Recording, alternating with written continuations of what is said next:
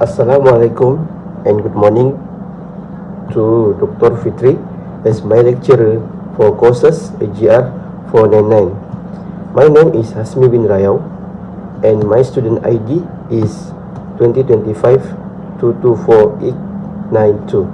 So today I will present about chapter 1 subtopic in plant organ. So what are plant organ? Plant organ are specialized part of plant that have specific structure and function to ensure that the plant can survive, grow and thrive. The main organ of plant consists of root, stem, leaves, flower, fruit and seed, each of which plays a role in water and mineral absorption, support photosynthesis, reproduction and food storage. In plant organ, F5 important parts are root, stem, leaf, fruit, seed and flower, but my presentation focuses on part root, stem, leaf and flower. The first part of plant organ is root. Roots are often found below the surface of the soil. They absorb water and nutrients from the ground. They also anchor the plant in place. Some roots store food, nutrients for the plant growth. There are several functions of root for plant. The first is encourage, because the roots are to grip the soil so that the plant stands firmly and does not fall easily. Secondly is absorption and conduction, because the roots absorb water and mineral salts from the soil and conduct them to other parts of the plant. Thirdly, function is transport of water and nutrient, because water and nutrient absorbed by the roots are sent to the stem and leaves for growth and photosynthesis, and then storage, because some roots store food such as starch and sugar, for example, cassava and carrot. The last function is modify roots. Specialized function, because some roots are modified for special functions such as support, respiration, or reproduction. There are four root radiation. Firstly, zone of maturation or differentiation. Cell mature and differentiated into specialized tissue such as root hair that aid in the absorption of water and mineral. Secondly, zone of elongation. The cell elongate and enlarge, causing the roots to grow larger into the soil. Thirdly, zone of cell division. In this area, cell divide by mitosis to produce new cell for root growth. Last, for the root regains of the root cap for protect the root tip as it penetrates the soil and help the root protect the direction of gravity.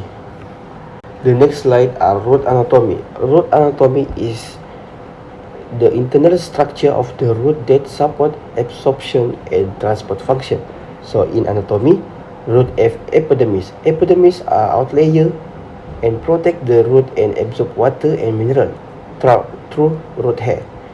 Secondly, cortex. Cortex are store food and conduct water to the interior. Thirdly, endodermis. Endodermis are control the entry of water and mineral into the vascular cylinder. Next, pericle. Pericle are form lateral roots. And xylem are transport water and mineral cell to the upper part of the plant. And phloem are the transport product of photosynthesis. And next, pit are apparent in monocot root and store food. Monocot root have a larger pit, while dicot root have xylem and phloem arranged in the middle without a clear pit. The second of plant organ are stem. So what are stem? Stem are found above the ground. They provide support to the plant by holding up leaves, flower, buds and fruit.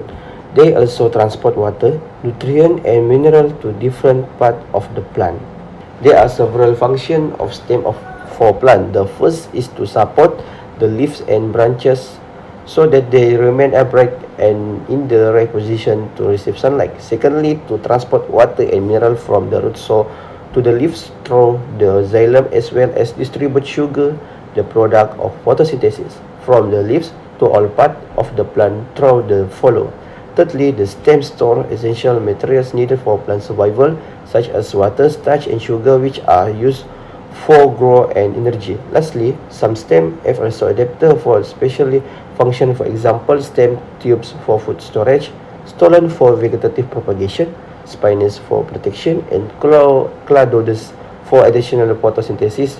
This adaptation to help plants survive and thrive in their environment. This slide are anatomy for stem. There are differences between monocot and dicot in stem. For monocot are no secondary growth, xylem and phloem are scattered, and for the dicot can undergo secondary growth, xylem and phloem are arranged in a ring. So for the secondary growth in stem are formation of secondary tissue from lateral meristem. It increases the diameter of the stem. Secondary tissue are formed by two types of lateral meristem, vascular cambium and cork cambium. In woody plant, secondary tissue constitute the bulk of the plant. They take part in providing protection, support, and conduction of water and nutrients. Vascular cambium produce secondary vascular tissue, while cork cambium form peridium. Secondary growth occurs decades plant. The third plant organ are leaves. So leaves are flat and thin structure attached to the stem of a plant. They produce food for the plant through the process of photosynthesis. They also help to regulate the exchange of gases with the surrounding. There are several functions of leaf for plant. Firstly, produce food, so leaves serve as the primary set of photosynthesis. They capture sunlight through chlorophyll and use carbon dioxide (CO2) and H2O to produce glucose and oxygen.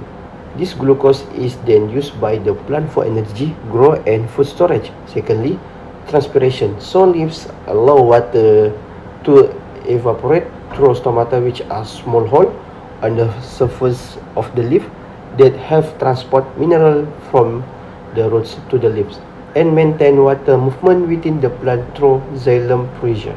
Thirdly, some leaves function to store food in the form to starch, sugar, or oil for the plant future use. Next, the function of leaves in gas exchange is to allow plant to take in carbon dioxide (CO2) for photosynthesis and release oxygen (O2) and water vapor through stomata. Leaf also support transpiration, which help the movement of water and mineral from the root through the plant. So, for the leaf structure consists of the apex, margin, veins, midrib, base, petiole, and stipule protective structure at the base of the stem. So, the leaves absorb light for photosynthesis and transport water and nutrient through the veins and midrib. The apex help water droplets fall, the margin protects the base and petiole support of the leaf on the stem, while the stipules protect the young shoots. The next slide shows the anatomy of leaf. The anatomy of leaf, which consists of three main parts, namely the epidermis, mesophyll, and vascular tissue. The upper and lower epidermis protect the leaf and reduce air loss, while the stomata in the epidermis control gas exchange and transpiration. The mesophyll is divided into palisade mesophyll, which is rich in chloroplast and is the main site of photosynthesis, and spongy mesophyll, which has a space for gas exchange. Vascular tissue consists of xylem, which transport water and mineral, and phloem, which transport the product of photosynthesis throughout the plant.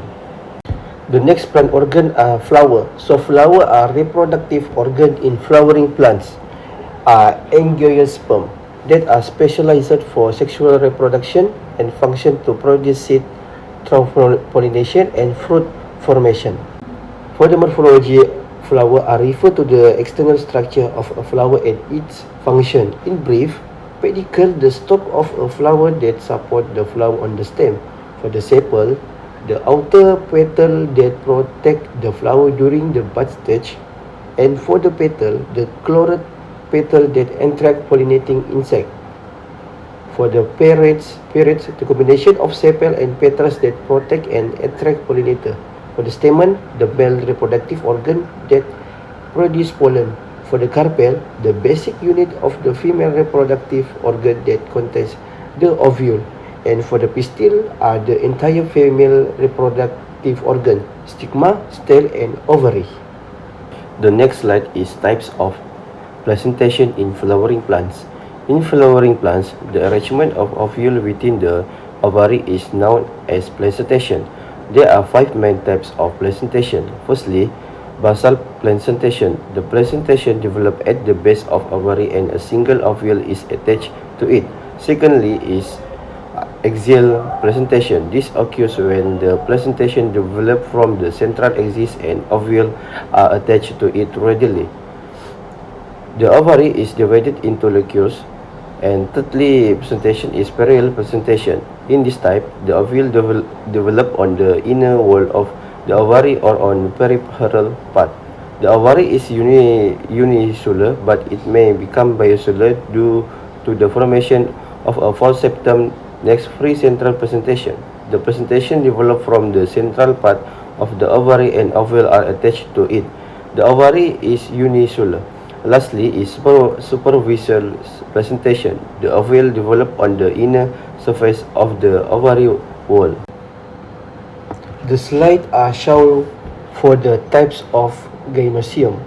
There are 3 types of gynecium. Firstly is monocarpus. Monocarpus are a gynecium consisting of only one carpel.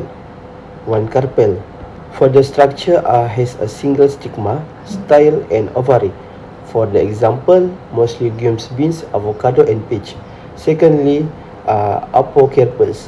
Apocarpus are a gynecium consisting of 2 monocarpels that are distinct and free from one another. For the structure, each carpel functions as an independent unit with its own ovary and style. And for the example, plant are strawberry, rose, lotus, and buttercup. Thirdly are cyanocarpus. Cyanocarpus are a gynecium consisting of 2 or more carpels that are fused together, and for the structure is carpels might be fused only at the base, ovary, or entirely, including styles and stigma. This is the most common type in flowering plant. For the example plant are tomato, mustard, tulium, hibiscus, and Chinese rose. Before I end the presentation, I would like to tell about plants are amazing because they provide us with oxygen to breathe, food to eat, and material for clothing and shelter. They also make our environment beautiful. Let's appreciate and take care of plants because they are an important part of our lives and our planet. So that's all for me. Thank you.